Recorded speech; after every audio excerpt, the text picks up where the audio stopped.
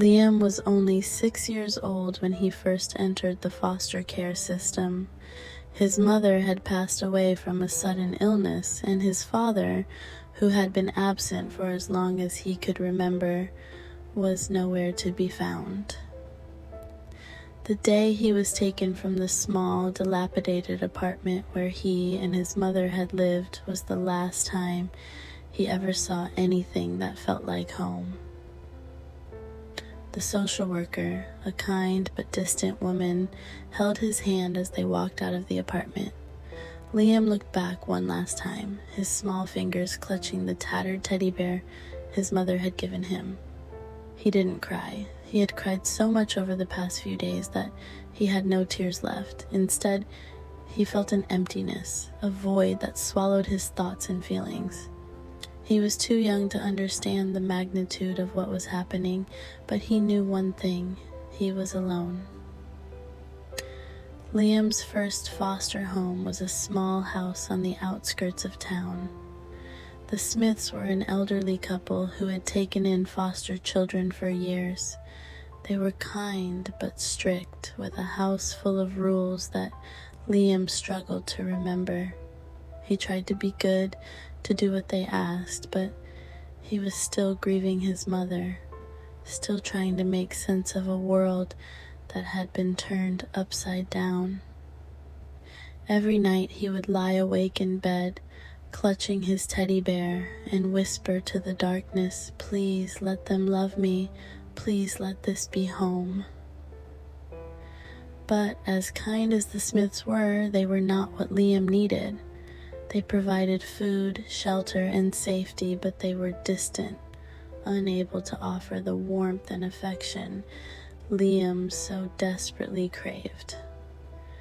After a few months, the Smiths told the social worker that they couldn't keep Liam. He was too quiet, too withdrawn. They worried he needed more attention than they could give. So, with a heavy heart, the social worker came to take Liam away. As he left, Liam didn't look back this time. He knew better now. There was nothing for him in that house, just as there had been nothing in the last. The next home was very different. The Johnsons were a young couple with 2 children of their own. Their house was loud, chaotic, full of life. At first, Liam was overwhelmed. The noise, the laughter, the constant activity. It was all too much for him. But he tried to fit in. He played with the other children, joined in their games, and tried to be a part of their family. For a brief time, it seemed to work. He began to smile again, began to feel like maybe, just maybe, he had found a place where he belonged. But as the months passed, the cracks began to show. The Johnsons were good people, but they weren't prepared for the emotional needs of a child like Liam. They grew frustrated with his quietness, his inability to open up, his tendency to withdraw when things became too overwhelming. One night, after a particularly difficult day, Mrs. Johnson found Liam sitting alone in the dark, his teddy bear in his lap. She sat down beside him and asked why he wouldn't talk to them, why he wouldn't let them help him. Liam didn't know how to answer. He wanted to talk, to let them in, but he didn't know how. All he could do was stare at the floor, feeling the familiar emptiness growing inside him. The next day, the social worker arrived again. Liam didn't cry, didn't plead to stay. He simply gathered his few belongings and walked out the door, leaving behind another house that never truly felt like home. Liam's third home was the worst. The Evans family took him in, not out of kindness, but for the check they received each month. They had no interest in caring for Liam, no patience for his sadness, no desire to understand the pain he carried. They fed him, clothed him, and sent him to school, but that was the extent of their care. The days passed in a blur of indifference and neglect. Liam learned quickly not to ask for anything, not to expect anything. He was invisible to the Evans family, a ghost in their house. The only thing that kept him going was the hope that maybe someday he would find a real family, a family that would love him, a family that would keep him. But that hope was fading. Every time he was moved to a new home, a little piece of him was left behind until there was almost nothing left. He became quieter, more withdrawn, as if he was slowly disappearing from the world altogether. The social worker tried to help, but there were so many children and so few good homes. Liam became just another name on a list, another child lost in the system. Liam was 12 when he was placed in his final foster home. The Thompsons were an older couple with no children of their own.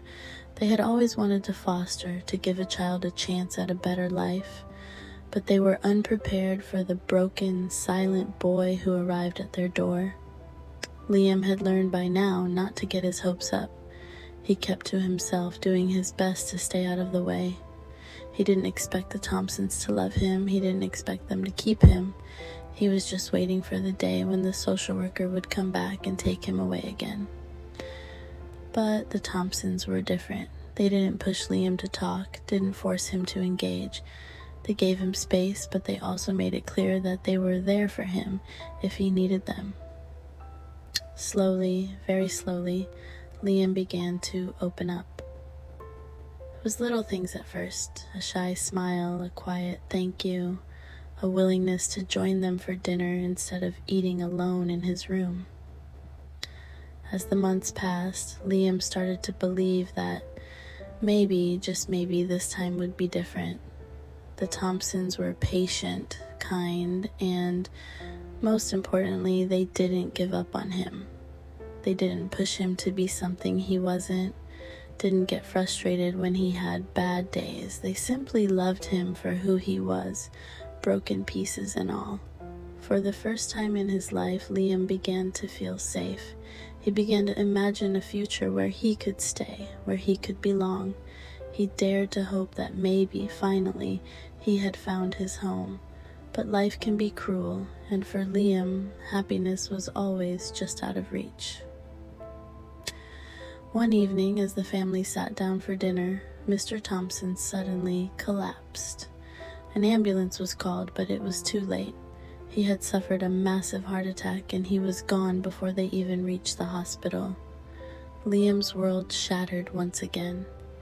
Mrs. Thompson was devastated, and without her husband's support, she couldn't manage on her own. She tried to keep Liam, tried to be strong for him, but she was drowning in her own grief. The social worker came back one last time, and with tears in her eyes, Mrs. Thompson hugged Liam tightly before letting him go. This time there was no new foster home. Liam was placed in a group home surrounded by other children who had been through the same system, who had experienced the same heartbreak. But Liam was different. He had come so close to having a family, so close to finding a place where he belonged, only to have it ripped away from him once again. Liam spent the rest of his childhood in that group home. He never found another foster family, never found a place to call home. He grew up feeling like a stranger in his own life, a boy with no past and no future. The hope that had kept him going for so long had finally died, leaving behind only a deep, aching emptiness. When Liam turned 18, he aged out of the system. The world outside the group home was a place he barely knew, a place that had never offered him anything but pain and disappointment. He had no family, no friends, no support. All he had was his teddy bear, the last remnant of a life he could barely remember. He left the group home with a small suitcase and a heart full of sorrow. He walked through the streets aimlessly with no destination in mind. The world felt cold and indifferent, just as it always had. Liam had spent his entire life searching for a place to belong, but now he realized that place didn't exist. Liam's story doesn't have a happy ending. He never found the family he so desperately wanted, never found the love and security he had longed for. But he survived. He grew up and he learned to live with the pain.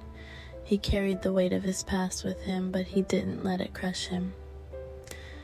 As he walked through the city, Liam realized that he was no longer the little boy clutching his teddy bear, hoping for someone to love him. He was a young man now, and though his heart was scarred, it was still beating. He had no home, no family, but he had himself, and maybe, just maybe, that would be enough. Liam's journey wasn't over. The road ahead was uncertain, and he knew it would be filled with challenges, but he was ready to face it, ready to find his place in the world, even if it wasn't the one he had always dreamed of.